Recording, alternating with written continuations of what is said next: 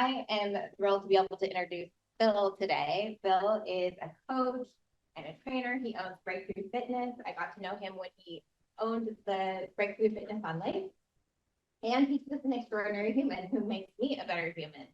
So I am so thrilled to have him here with us today. He's coached me through 3 surgeries recently and kept me healthy and sane. So I'm really grateful for that. This is a variation of a talk that he did recently at the Mayo Clinic for their surgeons and nurses. So I am very thrilled to hear from him this morning. Please welcome Phil to the Friday Coffee Meetup stage. You want to hold it? No, that's okay. I'll leave it there. Thank you. Thank you. Yeah. Thank you, Christy. Thank you to everybody for being here. Appreciate it. So if you can't hear me, just let me know. I'm going to try not to, sing into the mic. I'll just try to talk here. So when I was 16 years old, I wanted to be a DJ.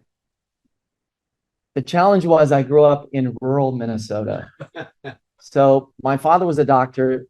Rochester, Minnesota is where the Mayo Clinic is, where I did speak. And my father was a doctor there, but we grew up out in the country. And when I say out in the country, I mean out in the country. Gravel roads, dairy farms, cornfields, farmers. And I went to a small town. That's where I went to school. Graduating class was 43 students. So I kind of tell you how small it was. It was one of those one streetlight towns that you hear about. And didn't only have one streetlight, it had one restaurant. And it was where I got my first job. And on Saturday nights, they had an all-you-can-eat fish fry. And so I would go in early on Saturday afternoons and I would help prep the food. I would cut the fish and make the batter, and then I would help the owner, do the event, on Saturday nights. But they were only open one night a week. Now, I was really frustrated. I wanted to be a DJ because I was frustrated with the school dances. The teachers would run the dances and they would always play music from their generation and not my generation. And it just drove me crazy. And so I really, really wanted to run a dance. So I had an idea. I had an entrepreneurial spirit from an early age. And so I approached the owner and I said, "You're only open one night a week. Would you be willing to let us try to have a dance in the restaurant on a Friday night?" And he said, yes. So we did. So we moved the tables aside. I brought my home stereo equipment with a friend. I hung Christmas lights on the ceiling and used faders so the lights would flash on and off. And we sold out the dance. It was a huge hit. And it was the first time in my life that I had my own business. And that's when I knew that I wanted to be an entrepreneur and I wanted to own my own business. So of course, when I came out to California, well, let me get this going here.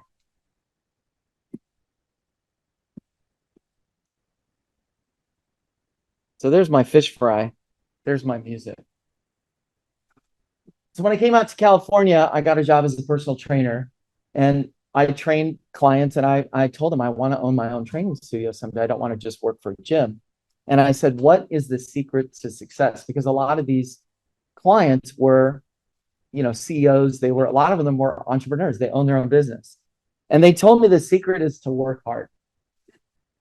So that's what I did. I worked hard.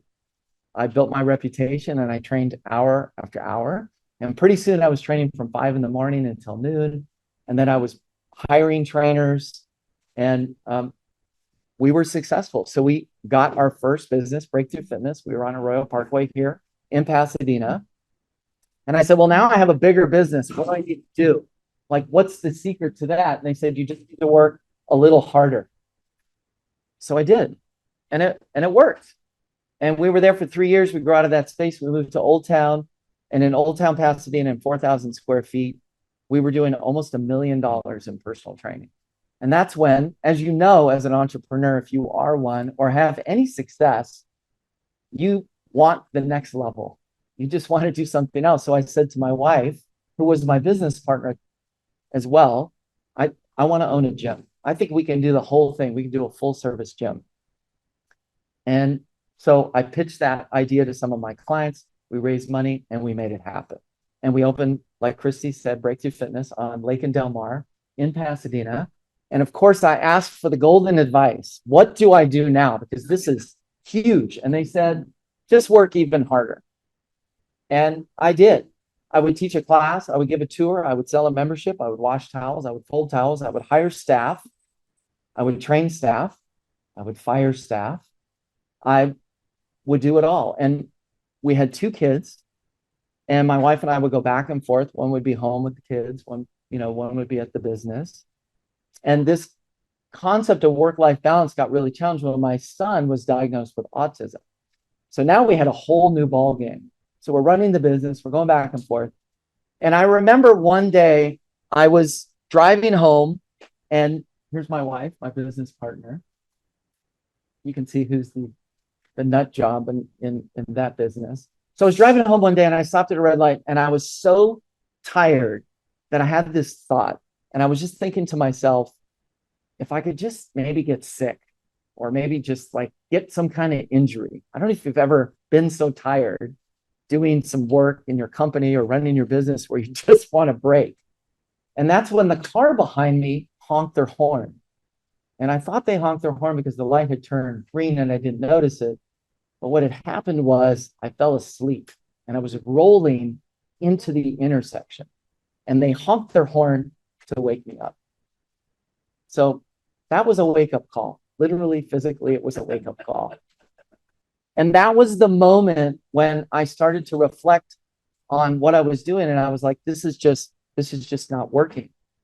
I don't understand. So on the surface, I looked like I had it all together. I was running this business. I was fit. But yes, I was a train wreck. I was physically drained. I was negative emotionally. Like, I used to be a very positive guy. I was kind of negative. Things would irritate me. I was like, mentally, I was never when I was at work, I was thinking about home. When I was at home, I was thinking about work. And the hardest thing was my passion for fitness and improving people's lives and owning a business. I hated it. Like, I just didn't enjoy it. So sometimes you have to slow things down a little bit. And so I reflected, like, where did I go wrong? What was missing? Like, I couldn't figure it out. And I was thinking to myself, if I know people do this because I work with all these successful people. So I know you can sustain high performance without burning out, but how do you do it? Because if you burn out, your goals just disappear too, right? And so I was thinking, when was I at my best? And I realized that when I felt the best was when I was in Minnesota. So does that mean I had to move back to Minnesota? I hope not. But what happened was I would travel back to Minnesota on a vacation, and I would spend time with my family, my extended family, my brothers and sisters. I would go fishing. I would do all the things that I don't really do when I'm in California, when I'm working. And I would feel amazing. I would even think about the business. I would get great ideas. And so it gave me this time, and I felt fully recharged. And I was like, I got this. I know exactly what I'm going to do. And then about a month later, I was right back where I started. Burned out, fatigued. And so I was like, what am I getting wrong?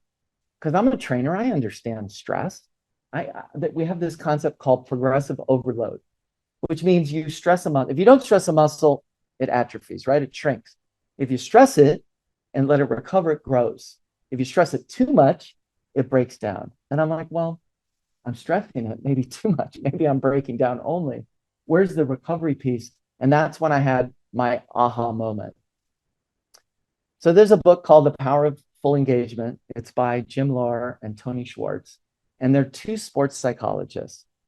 And they worked with athletes initially, and then they moved into executive coaching, and they designed programs for executives called the athletic athlete.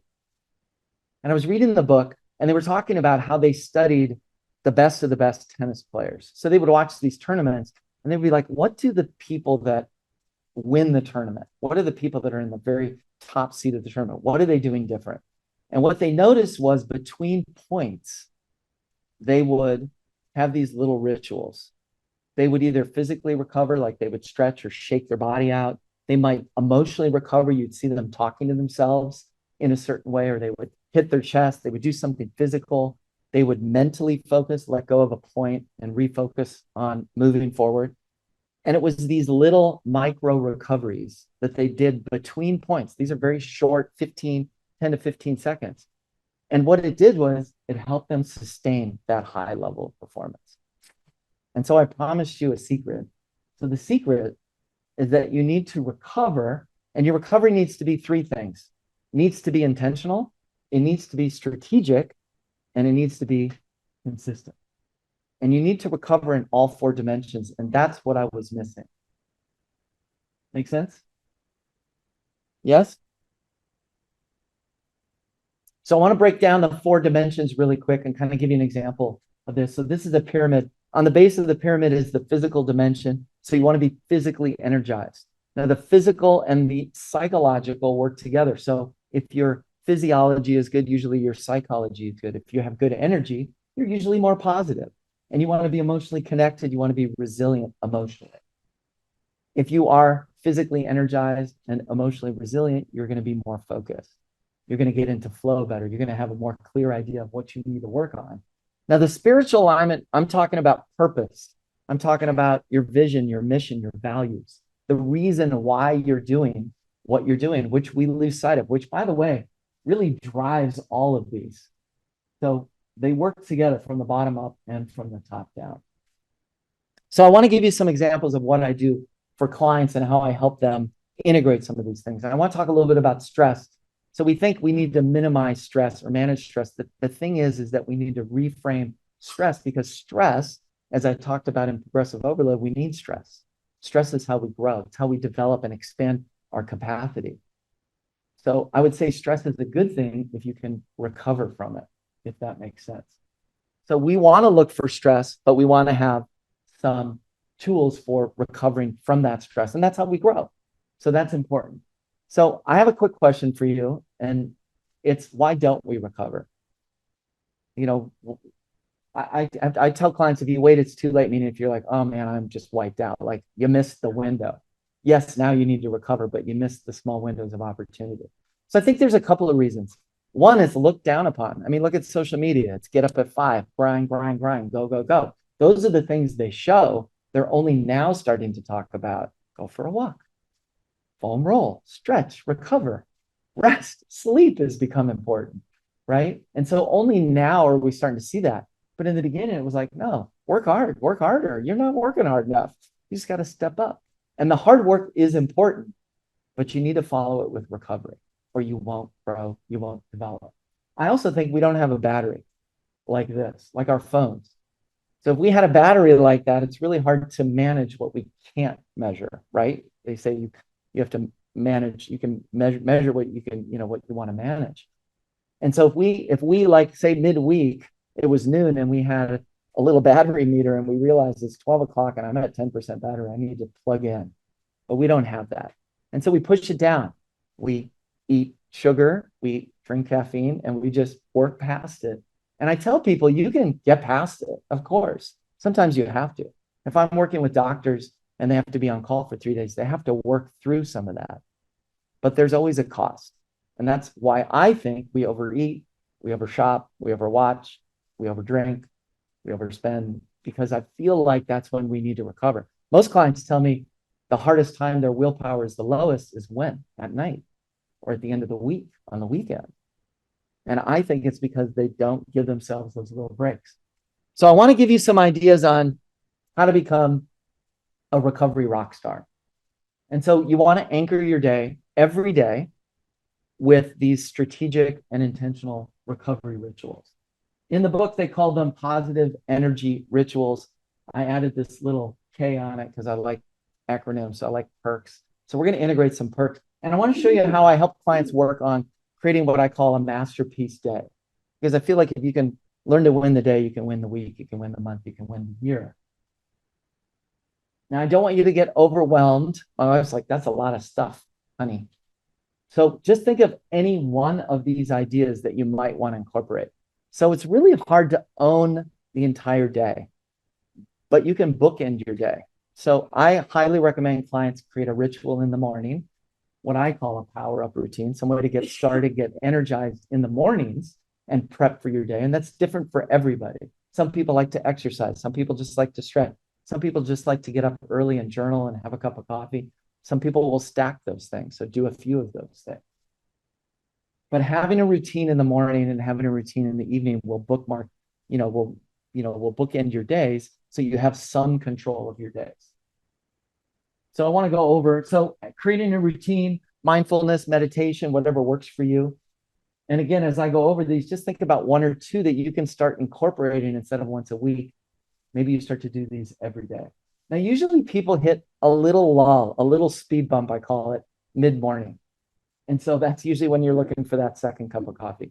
Now, my studio that I'm at, my fitness studio, is across from Starbucks, and I can see when the line builds up, it's early morning, and then it's actually kind of full all morning, but definitely around 9 or 10, there's a big line out there. Healthy snacks. So for me, I recommend eating small amounts of food throughout the day. Your blood sugar, you have to be careful about blood sugar. So if you eat something that's really sweet, I don't know if you know this, but your blood sugar will go, your insulin will spike and your blood sugar will go up and you'll feel very energized, kind of wired, and then you'll crash. And that's why we have these hunger pangs where we just ate, but we're still hungry. Usually simple carbohydrates like sugar, something like that, will do that. So a healthy snack, something that won't spike your blood sugar. A posture reset just means maybe you get out of your chair and you pull your shoulders back and you lift your head tall, or you stand up out of your chair. You do something to physically reset. I love this concept of a movement snack, and that just means a short, you go down the stairs and you come back up. Maybe instead of using the bathroom on a certain level, use the bathroom on the floor up above. I went, and when I was at the Mayo Clinic, they do this thing where they just run 3 flights of stairs. They just go up and down 3 times just during the middle of their day, just to energize, and it will re-energize you. So finding little ways to move is always better. As we know, sitting was a big problem, right? And it's still a problem. We sit too much. As you're all sitting, you're like, thanks. So getting up and moving is really important. It actually will energize you. It is a recovery technique for sitting. And then proper hydration, really important. Everybody's carrying a water bottle.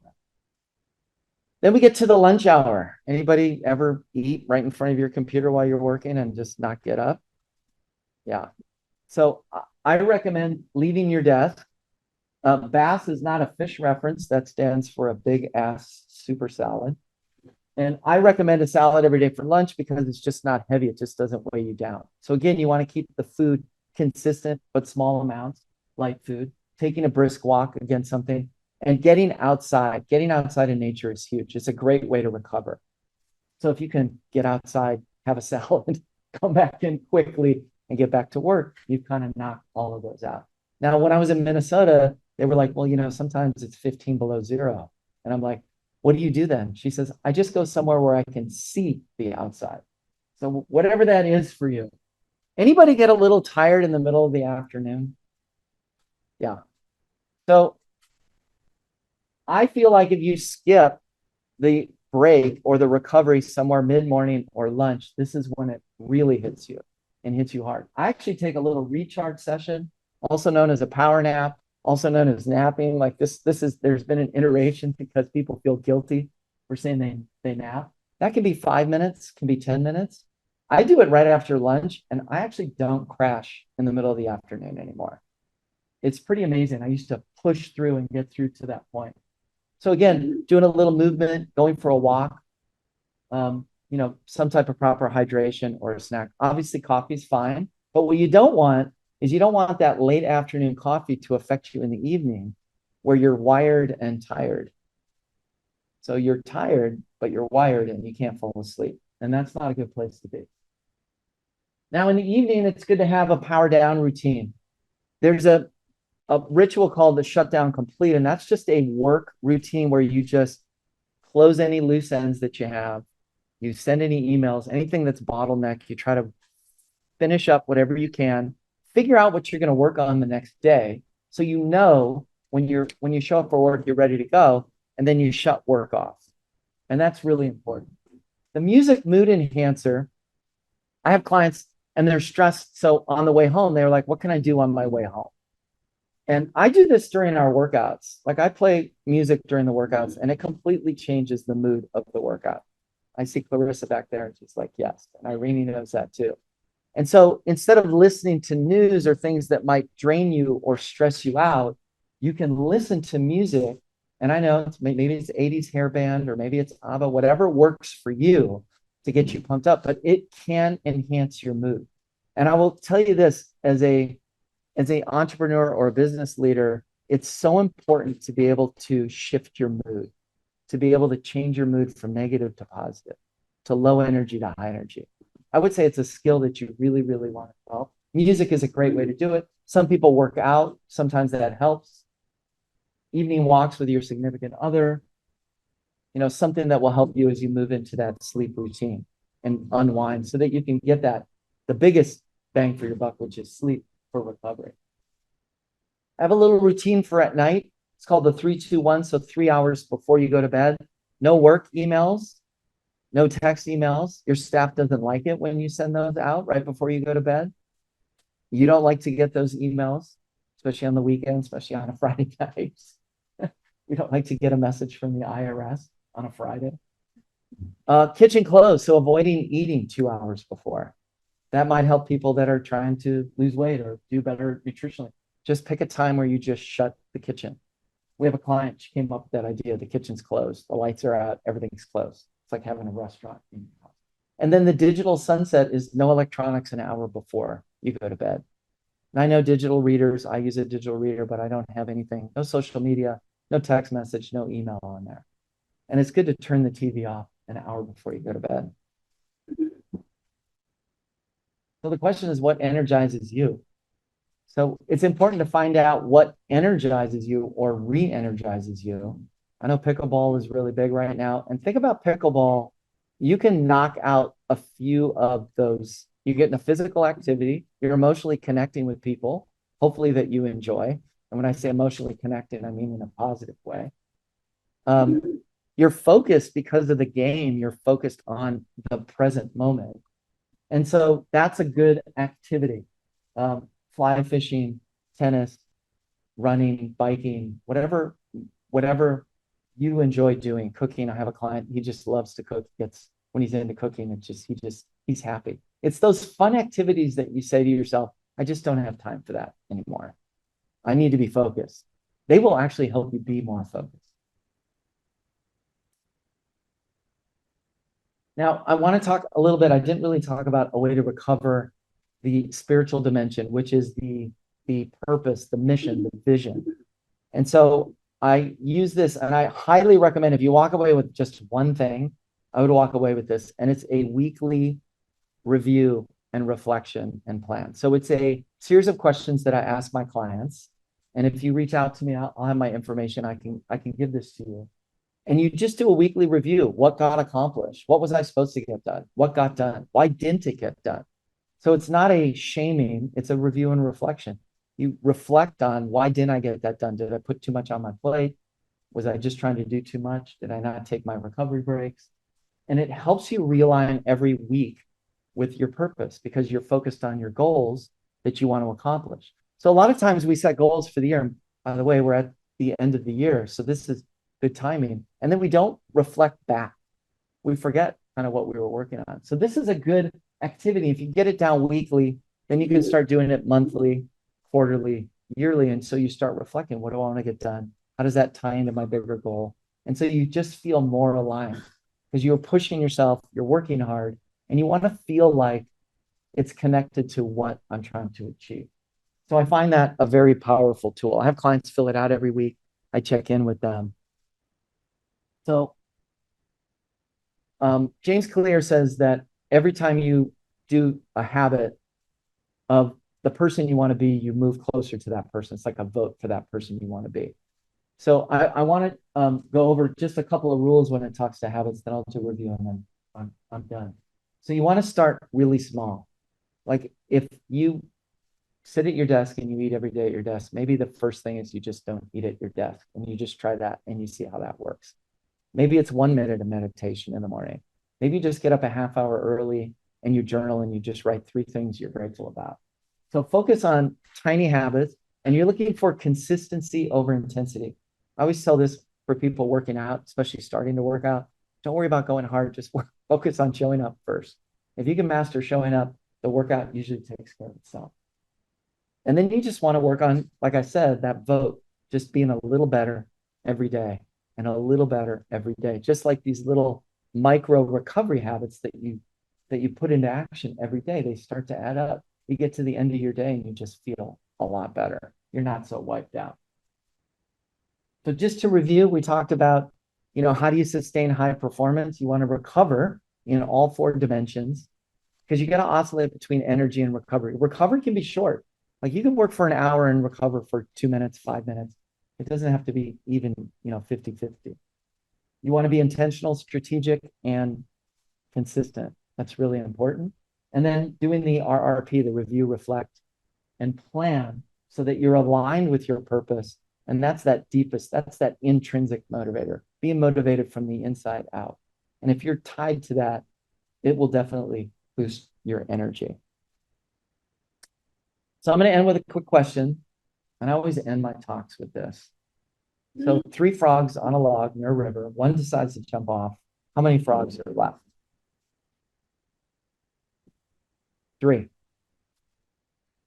That's right. So all 3 frogs are still there because just because you decide something, until you take action, nothing really happens.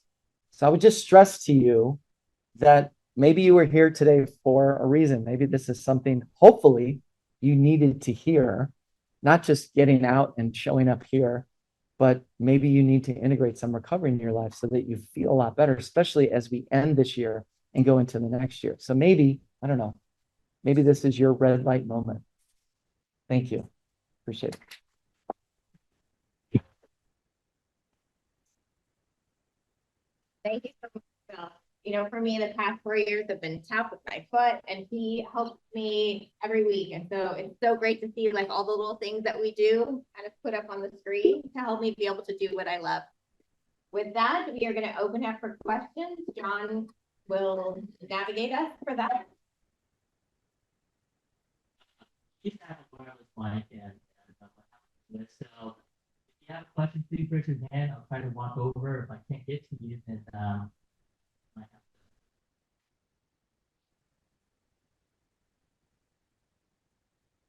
So first of all, I just want to say I really appreciate the spirit or the vibe of your talk. I thought coach or it's going to be like rah, go get it kind of, and you're refreshing in your sector. Trying to frame it as a question, what do you think about my thought as far as I've struggled with journaling, part of the spiritual practice. It's like at the end of the day, two points. At the end of the day, take stock on your day and journal. And this idea of doing it daily. Mm-hmm. And you didn't actually say that in your talk, and I appreciated the admission. I don't know what you think about putting the spin on that. I like that you said weekly. Yeah. So if I'm struggling with my sense of progress, and at the end of the day, basically, I was finding I wasn't feeling good about my progress that day. And if I went to a journal at the end of the day, I'm actually piling all this crap on myself at the end of the day. It's like opening bad mail.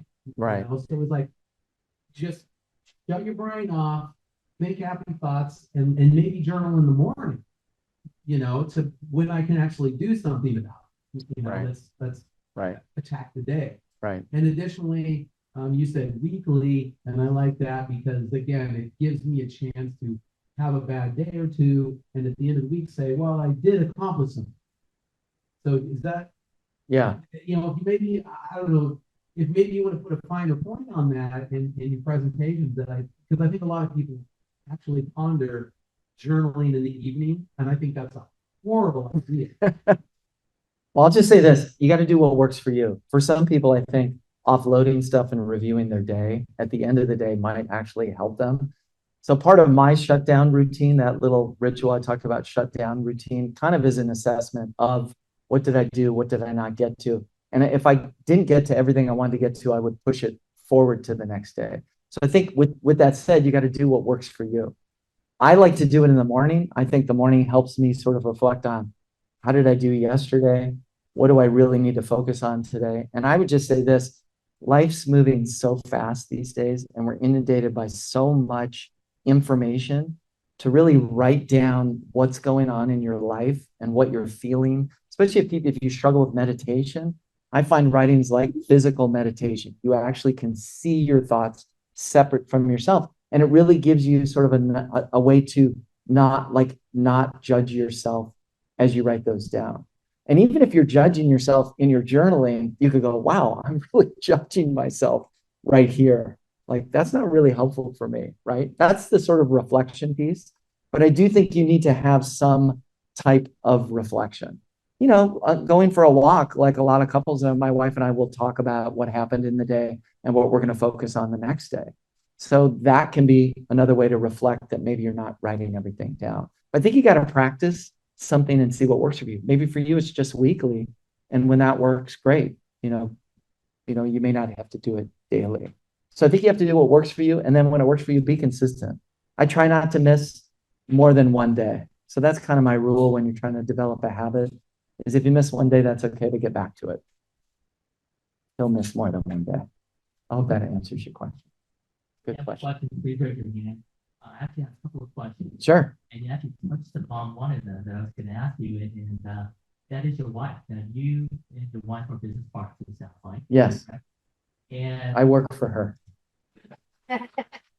although I don't know you that well, you seem like a very smart guy, but I think some of what your philosophy when it comes to recovery and sustainable high performance and things like that might have also come from suggestions that she may have shared with you. Yes.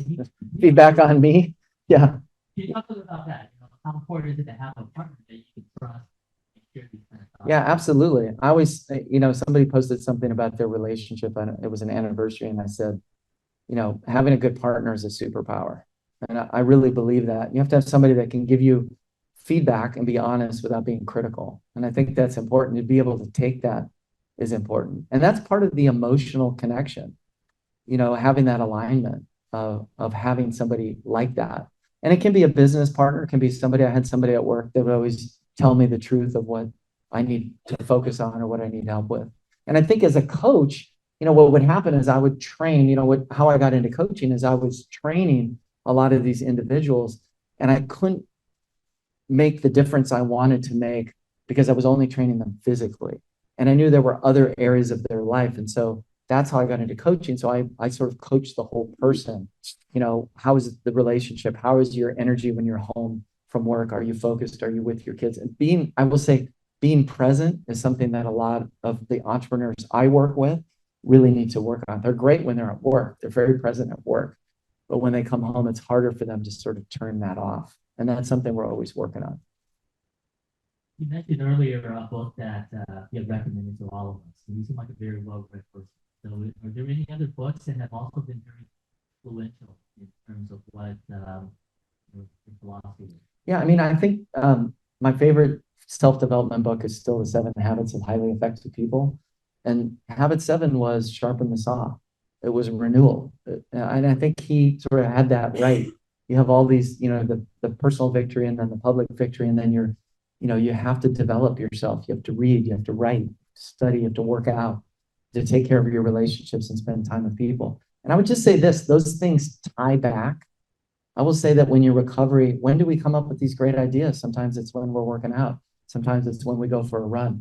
It's when we get out and shut things down. And so to think that this is something that takes away from being more productive, absolutely not. Remember, the goal is sustained high performance. And so doing these breaks, taking these recovery breaks and finding ways to, allow your brain to rest and refocus can really, really make a big difference. Hi. It's great to hear your talk because when he was a trainer, it's very different than listening to you talk about these things. We don't get to see that part of you, so I really appreciate that. And I wanted to ask you something about more on the personal side. My teen just recently got diagnosed with autism, and I'm wondering how you handle the stress at home from, both of my teens are very high needs people. How do you manage that part of it? Like for me, I escape to the gym, and I call it escaping. Sure. And I know I need to reframe that because now I'm working on my own health, and it's like I'm gifting myself a kind of health. Right. Let's talk about your personal experience in managing the family stress. And one of the things that I worry about is that my teens don't exercise. They don't have any desire to go move, and they're very much stuck with their screens. Yeah. And they seem to help a lot, but at the same time, they have a very negative effect as well. So Yeah. yeah. Yeah. Unfortunately, the smartphones don't make us very smart. They sort of drive us. We're very dopamine driven. And so, especially this younger generation, they don't even realize how drawn to these things there are. I would say start small, get them to go for a walk. Don't even talk about the word exercise. Just get them to move. So I would start really, really small and see if that doesn't help them feel better. And I know for kids with autism or even any ADHD, any of these, sort of issues, going out in nature, going for a walk is really good. It helps regulate them, just like it helps regulate us, exercise does. So yeah, we get it. We know that we need to go to the gym and exercise. Nutrition is really important. That's another, key factor. But I would say, taking turns, taking a break, you have to give yourself that because you just can't stay in that high stress environment for long periods of time. And you have to identify. I would say, going back to John's question about the having, somebody that can speak to you, my wife, I think she's like, you're kind of escalating right now. You might need to go for a walk or take a break. I was, a little anxious this morning. I went to the gym to work out to help that. So you got to figure out what is your self-care habit that works for you, that's healthy. It's not a unhealthy self-care habit. Does that help? Sure. You talked about very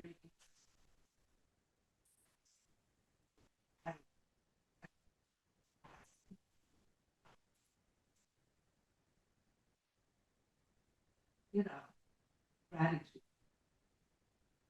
for the gratitude is. And that I think is a way to distress from us the whole day, what we are grateful for. And the next thing is how we can love ourselves. Loving ourselves is the most important aspect of whatever is there, stress, whatever. And that is going to give us, it's giving us more energy to life and the day. Absolutely. Yeah, I would say this. I would say we're wired for survival, not happiness. And so we think about negative things because that's how we're wired. We're wired that way to protect ourselves. We think about that. So you have to be very intentional about gratitude. And I did mention in a journal, you might want to write some things that you're grateful for. It's really hard to be depressed and grateful at the same time. So, and again, it's a habit. So when you enforce that habit, instead of waking up, I had a client who kept telling me he would wake up and before anything would happen, he would have anxiety before he would even look at his phone. And of course, I think it was because when he looked at his phone, he got anxiety. And so his body was just anticipating that anxiety. And so you just insert something in between that habit to change that habit. You insert a positive habit, being grateful, just mentioning things, and really going deep with that gratitude. What am I really grateful for? And including, I would say, and I just want to say one thing on the loving yourself. As I do that reflection, review, and plan, I'm shocked always that people work so hard and they don't give themselves credit for what they did accomplish. And so I make my clients write down their wins.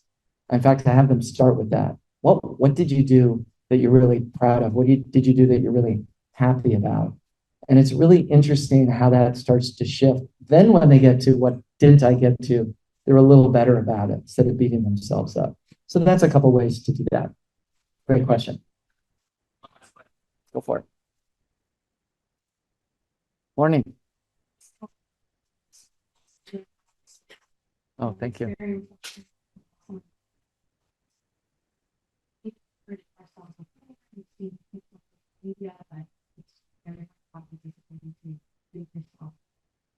I want to help with consulting, and sometimes I realize that nothing about control or following the schedule. And these are really great thoughts for yourself if you have any tips for how to manage the thought, where others on the team around you do and they think about the Yeah.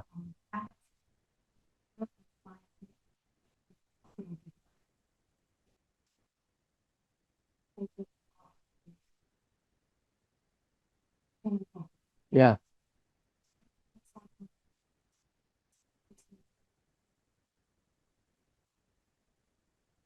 Yeah, no, it's a great question. And, it wasn't a surprise that I was at the Mayo Clinic talking to doctors and nurses about burnout because it's very prevalent, especially in the healthcare industry where they're still understaffed and a lot of industries where we're stressed and we're trying to do more and more and more. And we're just not taking those breaks. I would say this, you want to recruit people. So, hey, after work, let's go and talk about all the things we're stressed about at work and laugh about it and joke about it. Yes, it could be at a bar, but it could also be at the gym. And now you're physically exercising and you're emotionally detoxing all the stuff at work. So I would say, when it comes to that, people are looking for an outlet. Like when someone's, when you have a coworker that's just, or a boss, somebody that's just like, what is wrong with them? They're so angry today or something's going on. There's something going on that's deeper and they just need a little help. We need we need that little help. So I would say recruit people. Instead of you just going up the stairs 2 or 3 times, ask 2 or 3 of your coworkers to join you and make it a habit. And you're more likely to succeed when you do it with other people. Like my training studio, we do one-on-one training, but the most consistent, successful people are our groups. And they give each other, I call it challenged but supportive. They challenge each other, they give each other a hard time, but they're always very supportive. Like Irene will get in trouble for not showing up today. But then she'll say, but I was at Phil's talk. So I hope that helps.